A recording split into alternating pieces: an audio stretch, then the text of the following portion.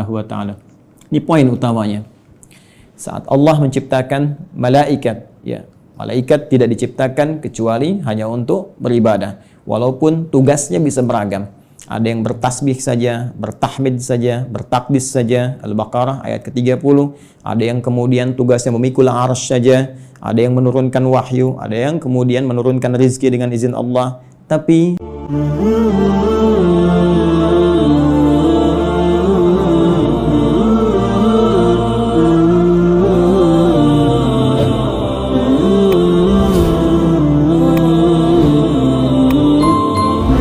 Assalamualaikum warahmatullahi wabarakatuh. Alhamdulillahi wa kafa, wassalatu wassalamu ala rasulillahil mustafa wa ala alihi wa sahbihi wa man wafa, wa ba'd. Faya ibadallah, ahbaballahi wa ahbab rasulihi sallallahu alaihi wasallam, usi nafsi wa iyyakum bitaqwallahi faqad fazal muttaqun, fala tamutunna illa wa antum muslimun. Faqala ta'ala: Ya ayyuhalladzina amanu taqullaha haqqa tuqatih wa la tamutunna illa wa antum muslimun. Guru kita semua, Asy-Syaikhaini Al-Fadilaini Al-Imamaini, Dr. Syamsi Ali dan Dr. Amil Faisal. Semoga Allah Subhanahu wa taala senantiasa memberkahi seluruh aktivitas antum, menyehatkan, memberikan kekuatan, dan insya Allah mudah-mudahan menerima seluruh amal ibadah kita sebagai amal ibadah yang diikhlaskan oleh Allah Subhanahu wa taala. Semoga seluruh aktivitas dan pesantren Nusantara Foundation yang dirintis oleh Al-Imam Syamsi Ali di Amerika, selain bisa menginspirasi warga muslim dimanapun, juga melahirkan generasi-generasi terbaik insya Allah, baik kini ataupun di masa depan, memberikan wajah Islam yang terbaik seperti tadi yang disampaikan. Pun demikian dikhususkan untuk Adinda, putra dari Ustaz Amir Faisal yang akan melanjutkan studi. Semoga Allah senantiasa berikan taufik, istiqamah untuk tafaqquh fid din, dan kembali untuk bisa menyampaikan risalah pengetahuannya seperti yang diamanahkan dalam Al-Quran surah ke-9 At-Taubah di ayat 122 itu.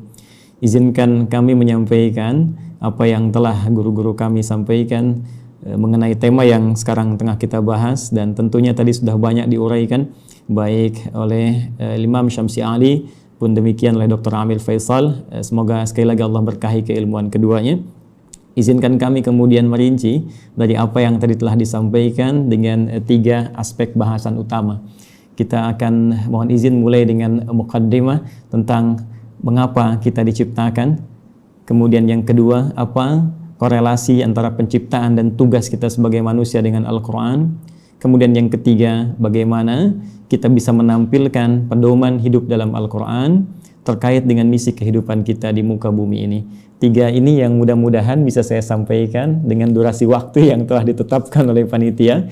Tadi ada sekitar 20 menit ya. Mudah-mudahan sampai 20 menit ini, dan kalaupun boleh bisa disesuaikan dengan kultum barangkali Ustaz Syamsi Ali, ya, kuliah terserah antum gitu. Jadi waktunya bisa kita maksimalkan insya Allah. Baik, bismillahirrahmanirrahim. Mohon izin karena kita temanya Al-Quran, jadi saya akan mencoba mengurutkan topik bahasan kita sesuai dengan urutan-urutan dari ayat-ayat Al-Quran insya Allah. Kita mulai pertama terkait dengan kenapa kita diciptakan oleh Allah Subhanahu wa taala, apa tujuan utamanya, sehingga nanti kita bisa temukan hikmahnya dan korelasinya dengan Al-Quran. Seperti diketahui bahwa seluruh makhluk yang diciptakan oleh Allah Subhanahu wa taala, baik bernyawa ataupun tidak bernyawa, maka tujuan utamanya, puncak dari misi kehidupannya adalah untuk beribadah kepada Allah Subhanahu wa taala. Ini poin utamanya. Saat Allah menciptakan malaikat, ya, malaikat tidak diciptakan kecuali hanya untuk beribadah. Walaupun tugasnya bisa beragam. Ada yang bertasbih saja, bertahmid saja, bertakdis saja, Al-Baqarah ayat ke-30. Ada yang kemudian tugasnya memikul arsy saja, ada yang menurunkan wahyu, ada yang kemudian menurunkan rizki dengan izin Allah. Tapi seluruh puncak dari tujuan penciptaan itu adalah dalam rangka taat kepada Allah Subhanahu wa taala tanpa maksiat sedikit pun. Quran surah ke-66 ayat yang ke-6, la ya'sunallaha ma amarahum wa yaf'aluna ma yu'marun. Jadi kalau kita ambil misalnya makhluk dalam konteks tertinggi, sempurna diciptakan, dalam arti tidak ada potensi untuk berbuat maksiat dan selalu ada dalam jalur ketaatan, yaitu malaikat. Malaikat pun tidak diciptakan oleh Allah kecuali tujuan utamanya untuk ibadah. Ya, pun demikian kita kembali kepada manusia ataupun juga dengan jin. Kalau kita ingin satukan keduanya, ya, jin tentunya diciptakan sebelum manusia, jadi saya dahulukan, ya, setelah malaikat kemudian jin, saya dahulukan sebelum manusia. Quran surah ke-15 Al-Hijr ayat ke-27. Wal janna khalaqnahu min qablu min naris samum. Ya, sedangkan jin itu kata Allah kami ciptakan sebelum manusia dari materi yang berbeda, dari api yang menyala-nyala. Baik, pun demikian dengan manusia setelahnya.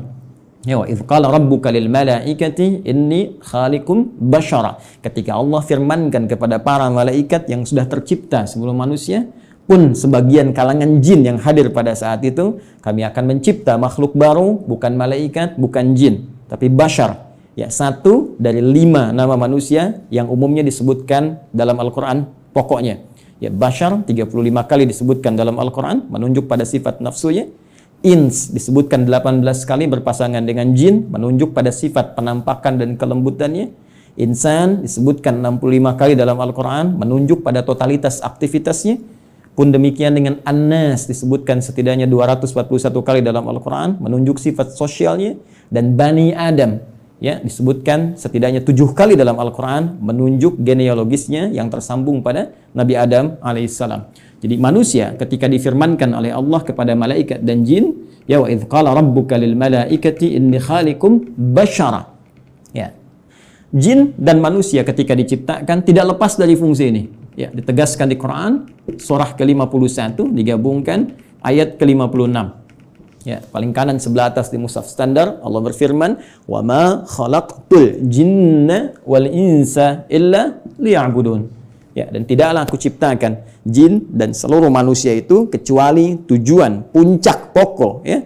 Tujuan penciptaan itu adalah supaya mereka menjadikan seluruh aktivitasnya sebagai ibadah kepadaku, kata Allah. Ingat harakat akhir di ayat ini bukan pakai fathah. Ya, ya'buduni, bukan ya'buduna. Ya, fi'il mudhari'nya di sini berharakat fathah, tapi di sana nanti ada ya yang menunjukkan kepada Allah. Ya, kemudian untuk takhfif dia dihilangkan diganti dengan harakat kasrah. Jadi jelas Allah memberikan kesan yang tegas bahwa seluruh fungsi penciptaan manusia tiada lain seluruhnya dalam rangka beribadah kepada Allah Subhanahu wa ta'ala.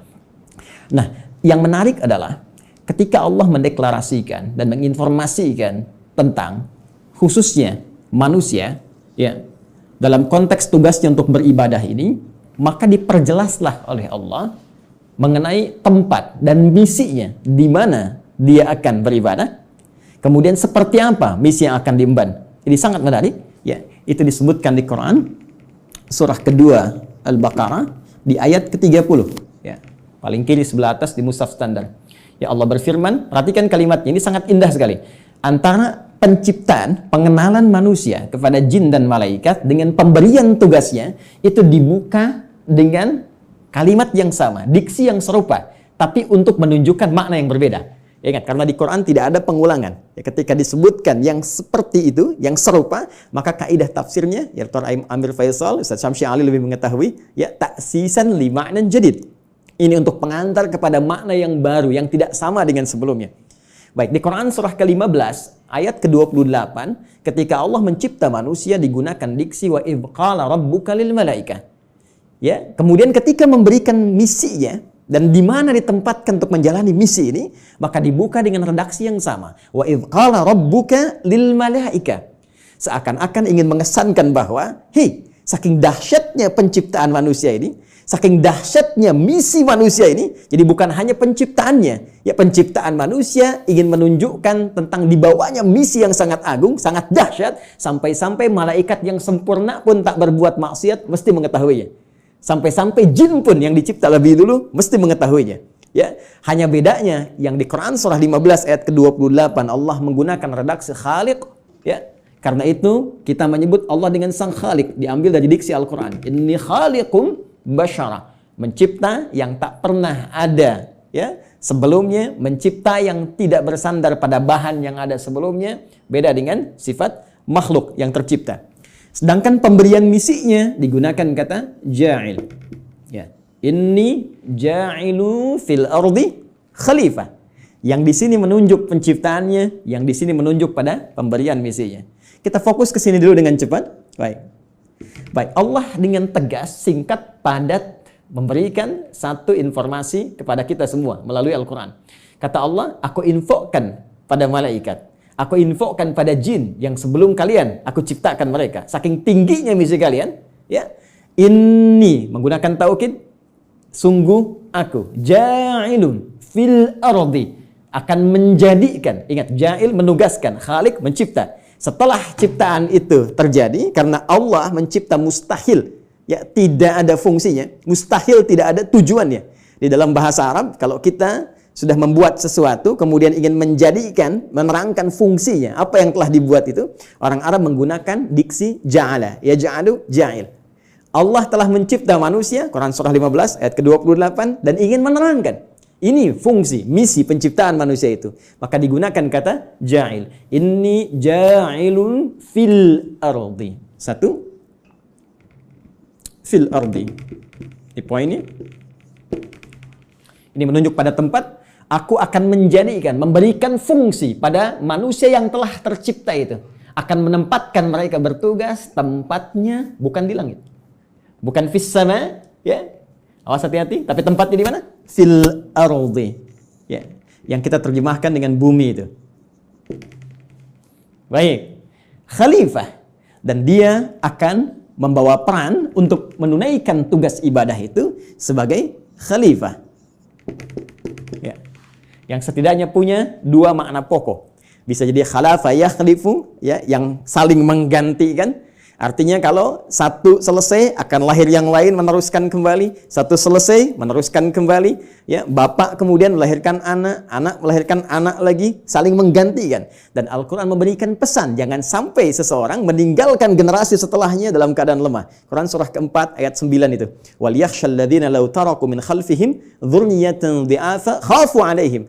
Karena itu siapkan generasi terbaik untuk saling menggantikan membawa tugas di bumi. Nanti kalau ada bahasan yang lebih luas kita belajar khusus tentang tema ini, ya. Nanti Allah kasih satu surah khusus yang bukan nabi, bukan rasul, ya, manusia seperti kita, supaya kita tidak berkata ini kan nabi, ini kan rasul. Jadi Allah berikan satu surah yang bukan nabi, bukan rasul, tapi bisa membentuk generasi yang terbaik setelahnya. Yaitu surah ketiga, surah Ali Imran. Imran bukan nabi, Imran bukan rasul, tapi nanti menikah dengan Hannah seperti kita ketahui, melahirkan Maryam.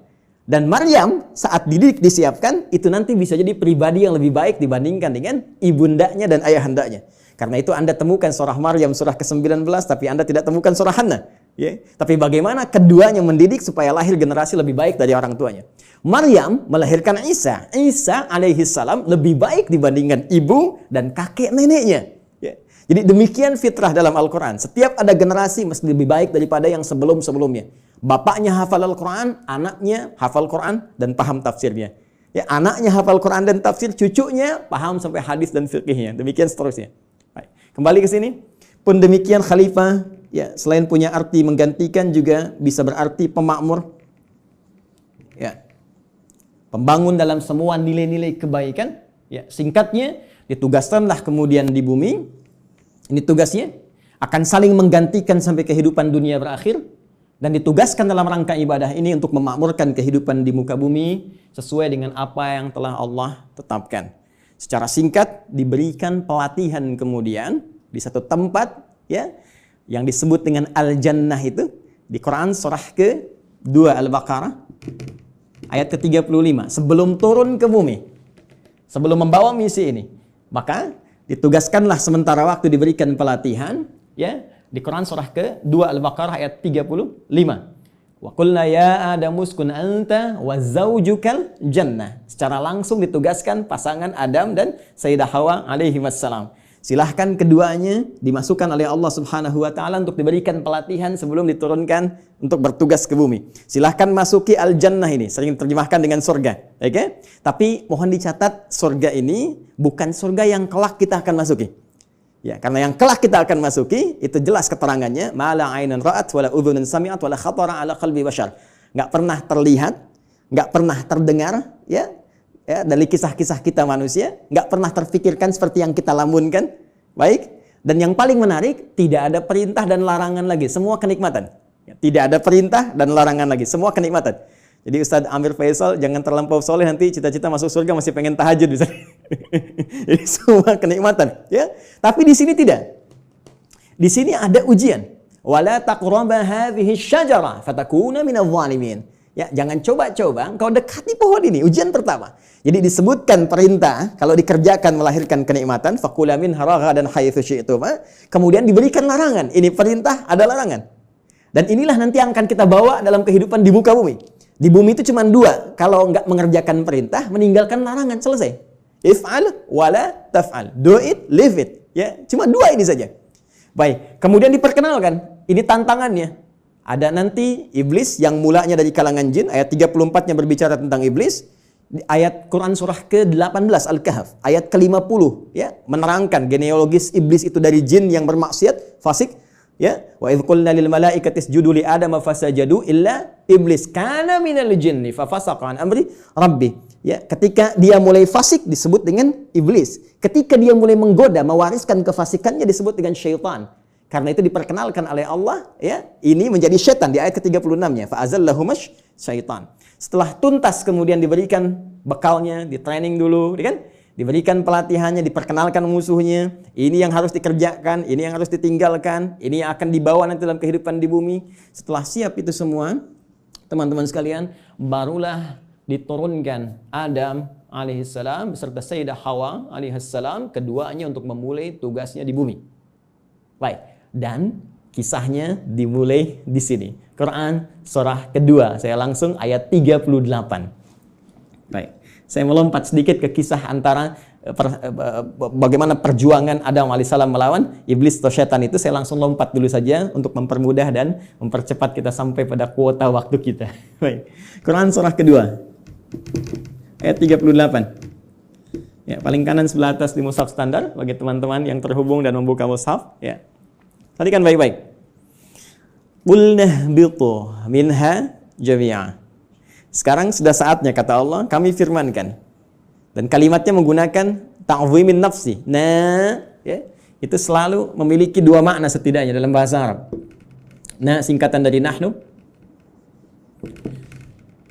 Kalau dinisbatkan kepada Allah Subhanahu wa taala, tentunya seperti kita ketahui, memiliki dua makna utama. Satu, ta'zimun nafsi, menunjuk pada keagungan Allah Subhanahu wa taala, puncak keagungannya. Kedua, ta'zimus sya'ni, menunjuk pada dahsyatnya informasi yang akan disampaikan. Jadi saking dahsyatnya misi yang akan dibawa oleh Adam dan Hawa alaihi wassalam sebagai khalifah di muka bumi, Allah sampai menggunakan keagungan zatnya. Ya, jadi ini misi agung. Kehidupan kita di bumi ini kehidupan yang agung, kehidupan yang mulia. Nanti saking mulianya di Quran, ya, surah ke-17 nanti, Al-Isra, di ayat ke-70, itu sampai disebut semua kita ini mulia. Walaqad karramna bani Adam, ya, wa hamalnahum fil barri wal bahr. Ya, semua kami muliakan seluruh anak keturunan Adam. Baik itu yang kemudian hidup di daratan sampai yang beraktivitas di lautan, semuanya kami muliakan, saking mulianya. Dan dimuliakan lebih dibandingkan makhluk-makhluk lainnya. Baik, teruskan. Qulna bitu minha jami'a. Mulai sekarang, ya, kata Allah Subhanahu wa taala, dimulai tugas kalian turun ke muka bumi. Di sini poinnya, fa imma ya'tiyannakum minni huda. Ini dahsyatnya.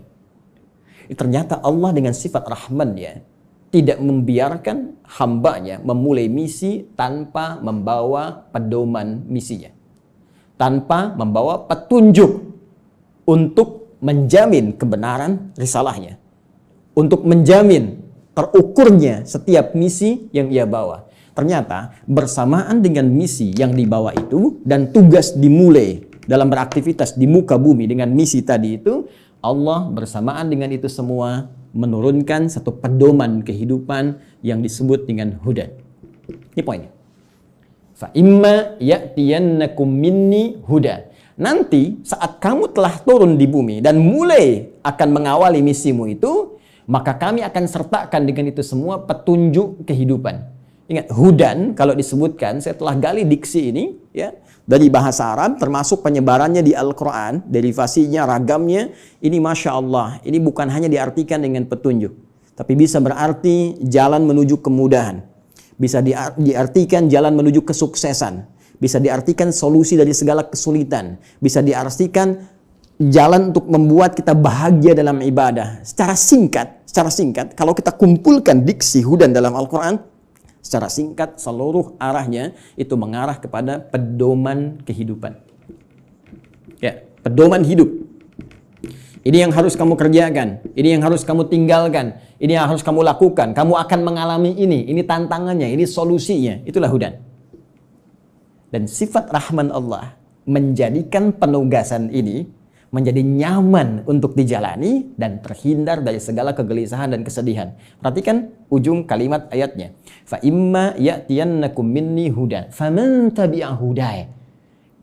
Kalau nanti petunjuk, pedoman hidup ini diikuti saat bertugas di bumi, ya Adam, Hawa, sampaikan pada anak cucumu, setiap mereka ikuti, ya kalian ikuti semua petunjukku ini. Kalimatnya di ujungnya ada ya nisbah kepada Allah. Petunjukku.